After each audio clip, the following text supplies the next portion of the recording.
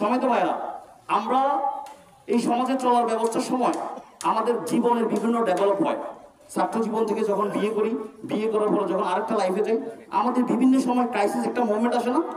অনেক সময় আমরা টাকা ধার করে ফেলি, অনেক সময় আমরা একটা ব্যবসা দিই, সেই ব্যবসাতে আমরা লস খেয়ে যাই।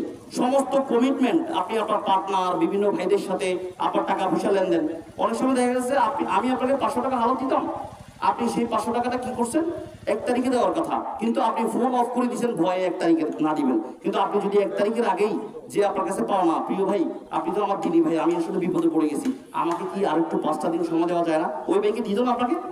এই কাজগুলো না বুঝার কারণে আমাদের লেনদেনও খারাপ হচ্ছে। তার মানে আমি ইউনিয়নকে সমস্ত জায়গায় যদি ব্যক্তি দেখে সংগঠন, তাই না? বলা হচ্ছে যে কোরআন হাদিস থেকেও মানুষ আল্লাহ রাসূল সাল্লাল্লাহু আলাইহি ওয়াসাল্লামের ব্যক্তিগত চরিত্র থেকে ইসলামের দিকে বেশি দাবিত হয়েছে না? কোরআন হাদিস প্রত্যেকের ঘরে আছে না?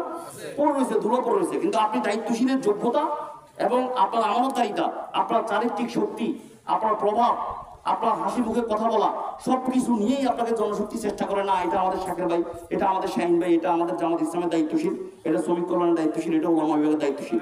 তখনই এই ভাই আপনি ময়দানে যা কাজ করতে বলবেন, রোকন সম্মেলন, প্রিয় ভাই আপনাকে টয়লেটে কাজ করতে হবে। আমাদের আব্দুল মালিক ঢাকা বিশ্ববিদ্যালয়ের টয়লেট পরিষ্কার করে নেন, ছাত্রদেরকে তিনি ঘুমাইতে গিয়ে তিনি মালিক ভাই কোথায়, পরে দেখা যাচ্ছে যে মালিক ভাই সেই রাতে, ঢাকা বিশ্ববিদ্যালয়ে তখন কোনো হল ছিল না, সারা বাংলাদেশে মানুষ চাইতেন, সেই মালিক ভাই হল ছেড়ে দিয়ে তিনি রাতের বেলা টয়লেট পরিষ্কার করতেছেন, আর ওনার রুমে যে কোনো একটা জেলার জনশক্তি ঘুমাচ্ছে।